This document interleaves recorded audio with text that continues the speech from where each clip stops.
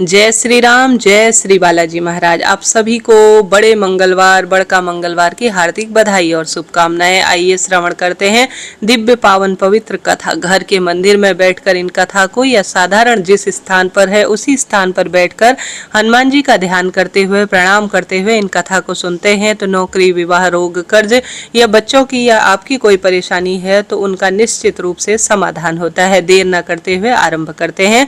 सबसे पहले हनुमान कथा से पहले राम नाम का जाप किया जाता है और राम जी की कथा ही सुनना आवश्यक होता है।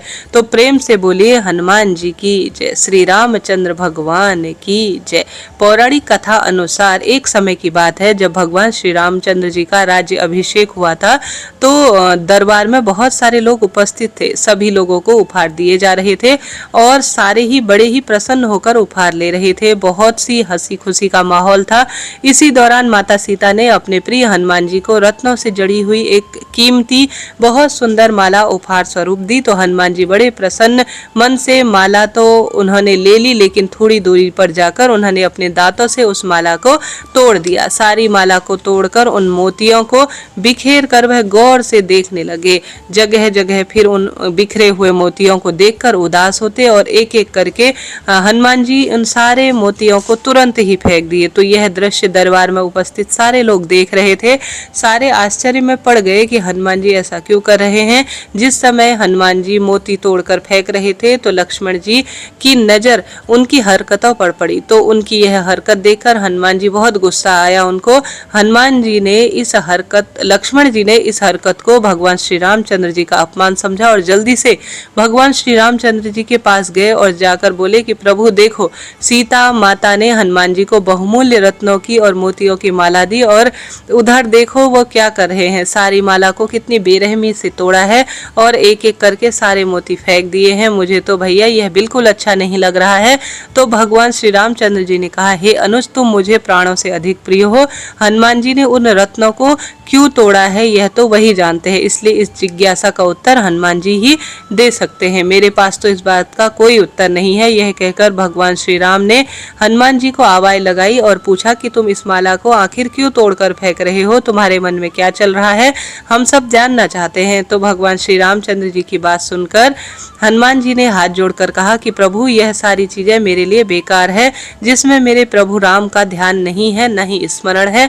जब माता सीता ने इस हार को मुझे दिया तो मैंने बहुत ही बहुमूल्य समझकर इसे ले लिया, लेकिन लेने के बाद में मेरे एक एक मोती को बड़े गौर से देखा तो इनके अंदर कहीं भी भगवान राम का नाम नहीं लिखा था। तो यह मेरे लिए कोई भी काम नहीं थी और यह मेरे लिए बिल्कुल बेकार थी, इसलिए मैंने इसे तोड़कर फेंकना ठीक समझा, क्योंकि मेरे हिसाब से श्री रामचंद्र जी के नाम के बिना कोई भी वस्तु मूल्यवान नहीं है, इसलिए मैंने उसे त्याग देना उचित समझा। तो यह बात सुनकर भगवान श्री रामचंद्र जी को बड़ी प्रसन्नता हुई। लेकिन लक्ष्मण ने कहा कि हनुमान, तुमसे एक बात पूछता हूँ, तुम्हारे शरीर में तो कहीं भी राम का नाम लिखा हुआ नहीं है, तो फिर अपने इस शरीर को क्यों रखा हुआ है, तुमने इस शरीर का त्याग क्यों नहीं कर देते।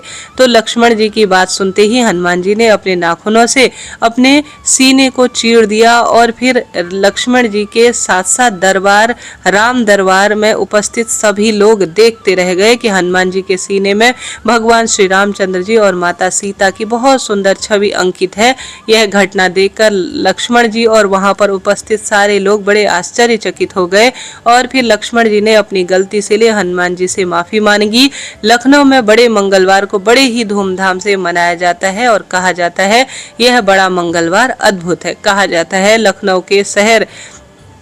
लखनऊ के नवाब शहादत अली खान जब एक बार बीमार हुए थे तो उन्होंने हनुमान जी से मन्नत मांगी थी कि मेरी तबीयत सही हो जाए। तो हनुमान जी की कृपा से उनकी तबीयत ठीक भी हो गई। तो उन्होंने एक बड़े मंदिर का निर्माण कराया। यह मंदिर अलीगंज में है। उस मंदिर पर आज भी एक चांद का निशान बना हुआ है, जिसे मान्यता है कि यह जाटमल व्यापारी ने हनुमान जी से मन्नत पूरी की थी कि मेरा केसर और इत्र पूरे स्वरूप में बिक जाए और मेरा खूब व्यापार बन जाए तो फिर मैं हनुमान जी के भव्य मंदिर बनाऊंगा। तो नवाब वाजिब अली शाह ने केसर बाग बसाने के लिए जाटमल से सारा केसर और एक इत्र खरीद और परिपूर्ण इत्र खरीद लिया, जिसके बाद जाटमल की मन्नत पूरी हुई। फिर उसने कहे अनुसार हनुमान जी का बहुत बड़ा श्रेष्ठ और भव्य मंदिर बनाया। तब से हर जेठ के मंगल को हनुमान जी के जो मंदिर है वहाँ बड़ा मंगलवार की जो भंडारे हैं, जो श्रेष्ठ प्रथा है और भजन ध्यान की अद्भुत लीला चलने लगी। जेठ माह में आने वाले मंगलवार को हनुमान जी की पूजा करने से विशेष लाभ होता है। कहा जाता है कि संकट मोचन हनुमान जी का पूजन करने से सारे संकट दूर हो जाते हैं। बड़े बड़े मंगलवार को हनुमान जी की विशेष पूजा अर्चना करनी चाहिए। साथ ही हनुमान जी को सिंदूर, चमेली का तेल या फिर घी मिला हुआ श्रेष्ठ जो तिलक है वह धारण कराना चाहिए। इसके बाद में 7 बार हनुमान चालीसा का पाठ करना चाहिए। हनुमान जी को लाल वस्त्र बहुत प्रिय है, इसलिए लाल वस्त्र का इस दिन ज्यादा से ज्यादा दान करना चाहिए। बुढ़वा मंगलवार को व्रत करना भी बहुत ही फलदायी माना जाता है। अगर आप व्रत कर सके तो इस दिन कथा अवश्य सुननी चाहिए।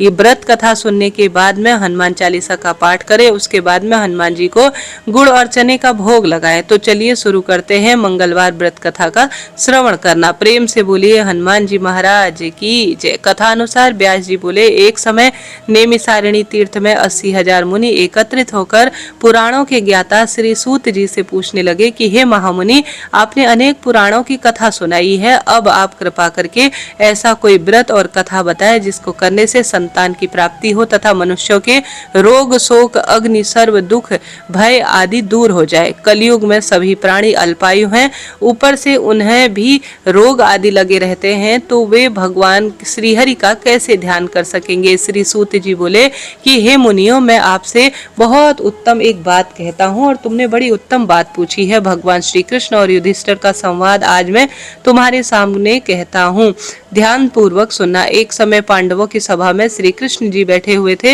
युधिष्ठिर जी ने भगवान से श्री कृष्ण से यही प्रश्न किया था, प्रभु नंदन गोविंद, आपने मेरे लिए अनेकों कथा सुनाई है, कृपा करके ऐसा कोई व्रत कथा सुनाए जिसके करने से मनुष्य को पुत्र की प्राप्ति हो। हे प्रभु, बिना पुत्र जीवन व्यर्थ है और पुत्र बिना मनुष्य नरक का भागी होता है और पितृ ऋण से भी छुटकारा नहीं मिलता और नहीं वह नरक से उद्धारित होता है।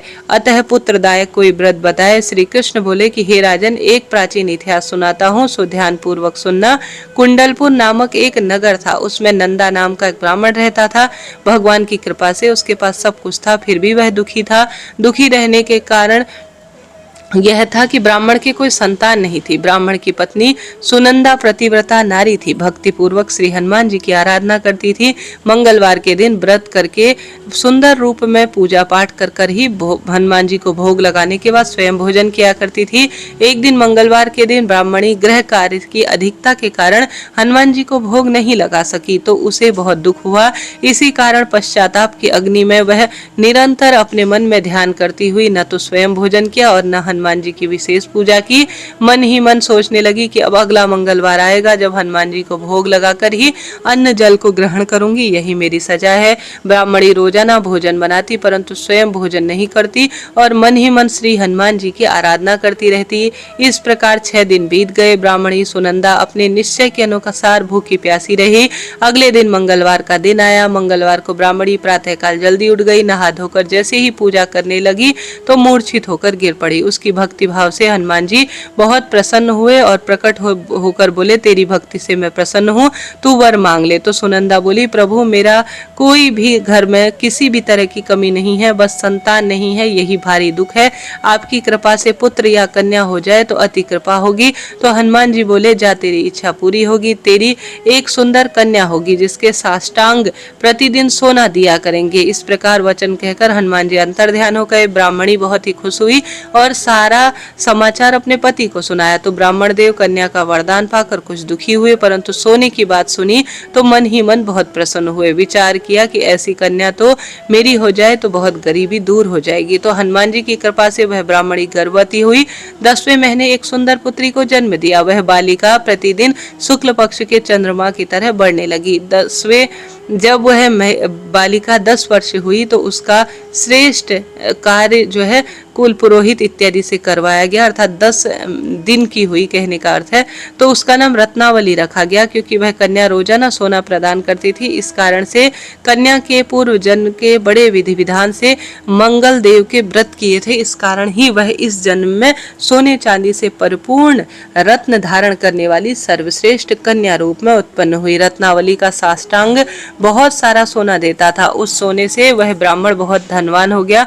अब सुनंदा ब्राह्मणी को भी बहुत अभिमान हो गया। ऐसा करते करते समय बीत गया। सुनंदा ने देखा कि पुत्री विवाह योग्य हो गई है, तो वह अपने पति ब्राह्मण देवता को अत्यंत प्रसन्न देकर बोली कि मेरी पुत्री रत्नावली का अब विवाह होना चाहिए, अतः आप सुंदर सा योग्य वर देखकर इसका विवाह कर दीजिए। क्योंकि शास्त्रों में आज्ञा है कि 8 वर्ष में गौरी, 9 वर्ष में रोहिणी, 10 वर्ष तक कन्या, इसके बाद रजस्वला हो जाती है। गोरे दान से पाताल लोक की प्राप्ति होती है, रोहिणी के दान से वैकुंठ की, कन्या के दान से इस लोक के सुखों की प्राप्ति होती है। अगर हे पतिदेव रजस्वला का दान किया जाए तो घोर नरक की प्राप्ति होती है। तो ब्राह्मण बोला कि अभी तक तो रत्नावली सिर्फ 10 वर्ष की है और देख मैंने तो 16 कन्याओं का विवाह करवाए हैं, अभी क्या जल्दी है। ब्राह्मणी बोली लगता है आपको सोने का लोभ हो गया है, अब अगर आपको इसको जो है विशेष तौर पर अब कन्यादान करना चाहिए, नहीं तो भारी आपको दोष लगेगा।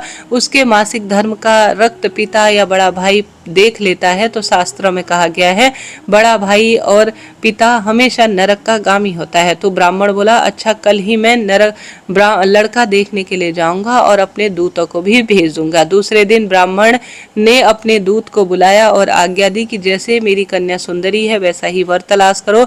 तो दूत ने अपने स्वामी की पास के ही पंपाई नगर में एक सुंदर ब्राह्मण के लड़के को देखा। वह बालक बहुत देखने में सुंदर था। ब्राह्मण के सारे गुण उस बालक में मौजूद थे। उस बालक का नाम सोमेश्वर था। दूत ने आकर ब्राह्मण को इस लड़के के बारे में बताया। ब्राह्मण ने सोमेश्वर को देखकर विधि पूर्वक कन्यादान करने का बहुत सुंदर अपने मन में ठान लिया। ब्राह्मण के मन में लोभ भी था। उसने विचार किया कि लड़की तो अभी चली जाएगी, इससे जो कोई भी मुझे सोना मिलता है वह अब नहीं मिलेगा, और जो मेरे पास धन है वह इसकी शादी में खर्च हो जाएगा, तो और बहुत सारा धन मुझे कुछ न कुछ स्वरूप में अपने आप से प्राप्त कर लेना चाहिए। तो मैंने इसका विवाह करके भारी भूल कर दी। अब मुझे कोई ऐसा उपाय सोचना चाहिए जिससे कि यह लड़की वापस मेरे घर रहे और ससुराल ना जाए।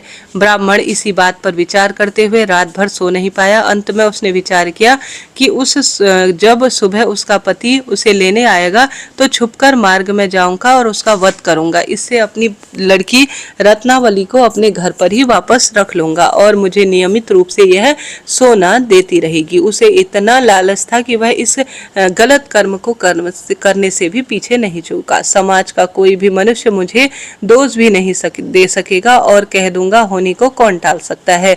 तो प्रातःकाल हुई। नंदा और सुनंदा जमाई और लड़की को खूब सारा धन देकर विदा किया। सोमेश्वर अपनी पत्नी रत्नावली को लेकर ससुराल से अपने घर की ओर चल दिया। उधर ब्राह्मण ने महालोभ के वशीभूत होकर सोचा कि मार्ग में दूत द्वारा जमाई को मरवा दूंगा, जिससे मुझे सोना मिलता रहेगा और मैं धनवान भी होता रहूंगा। तो ब्राह्मण ने सोमेश्वर का वध करवा दिया। थोड़ी देर में अपनी लड़की के पास जाकर विलाप कर रोने लगा कि हे पुत्री, मार्ग में लुटेरों ने तेरे पति का वध कर दिया है। तू अब मेरे घर चल और वहां रहकर अपने श्रेष्ठ जीवन को व्यतीत कर। भगवान की इच्छा के आगे किसी का कोई वश नहीं है। जो भाग्य में लिखा है वह तो होना ही है, कोई भी इसे टाल नहीं सकता। अपने पति की अकाल मृत्यु से रत्नावती बहुत दुखी थी और अनेक प्रकार का रुदन करने लगी और अपने पिता से बोली कि पिताजी, इस संसार में जिस स्त्री का पति नहीं है उसका जीवन तो व्यर्थ है। मैं अपने पति के साथ ही शरीर को जला दूंगी और सती होकर इस जन्म में अपने संपूर्ण जीवन से निवृत्त हो जाऊंगी। माता पिता के नाम और सास ससुर के यश को सार्थक करूंगी। तो ब्राह्मण अपनी कन्या रत्नावती के यह वचन सुनकर बहुत दुखी हुआ और विचार करने लगा कि मैंने तो व्यर्थ में ही जमाई का वध कराया, क्योंकि मेरी बेटी तो उसके पीछे अपनी जान देने को तैयार है। अब मेरा तो दोनों तरफ से ही मरना हो गया। अब न तो मैं धन प्राप्त कर पाऊंगा और साथ ही पाप का भागी बनूंगा, सो अलग। यह सोचकर वह बहुत दुखी हुआ। सोमेश्वर की चिता बनाई गई। सोमेश्वर की पत्नी रत्नावती सती होने की इच्छा से अपने पति के सर पर पति के सर को अपनी गोद में रखकर चिता में बैठ गई। जैसे ही अग्नि जलाई गई वैसे ही मंगलदेव प्रसन्न हुए और प्रकट होकर बोले, हे रत्नावती, तेरी भक्तिपूर्ण भक्ति से मैं प्रसन्न हूँ, तो वर मांग ले। तो रत्नावती ने अपने पति का जीवन दान मांग लिया। मंगलदेव बोले कि रत्नावली, तेरे पति अजर अमर और महाविद्वान हो जाए, और जो भी कोई और इच्छा हो तो वह भी बता। तो वह रत्नावती बोली कि ग्रहों के स्वामी, यदि आप मुझ पर प्रसन्न हैं तो वरदान दीजिए, जो आपका मंगलवार के दिन व्रत करेगा, लाल फूल लाल चंदन से आपका पूजा करेगा, स्मरण करेगा, उसको रोग और व्याधि कभी ना आए, और उसका सब जन्मों से जन्म जन्मांतर तक अपने घर परिवार और अपने पारिवारिक जनों से, अपने पति से कभी भी कोई वियोग ना हो, अग्नि का और शत्रु का उसके जीवन में कोई भय ना हो। जो स्त्री मंगलवार का व्रत करे वह कभी विधवा न हो। तो मंगल देव ने तथास्तु कहकर मंगल देवता अंतर्ध्यान हो गए। सोमेश्वर मंगल देव की कृपा से जीवित हो उठा और खूब धन धान्य और ऐश्वर्य से परिपूर्ण और विद्वान स्वरूप में वह बदल गया। रत्नावती अपने पुत्री को पुनः पाकर बहुत प्रसन्न हुई और मंगल देव का व्रत प्रति मंगलवार को करने लगी और सदा सर्वदा के लिए खुशियां भोगने लगी, और यह जीवन पूर्ण कर अंत में स्वर्ग लोक की उसको प्राप्ति हुई। इस तरह से जो व्यक्ति मंगलवार के व्रत करता है, इन दिव्य कथा को सुनता है, हनुमान जी महाराज मंगल देवता की कृपा से उसके जीवन में खूब सारी खुशियां आती हैं। प्रेम से बोलिए हनुमान जी महाराज की जय, मंगल देवता की जय। प्रिय श्रोताजनों, इस तरह से यह मैंने आज सुनी जाने वाली कथा सुनाई। उपयोगी रही हो तो चैनल को सब्सक्राइब करें और कमेंट्स बॉक्स में राधे राधे जरूर लिखें।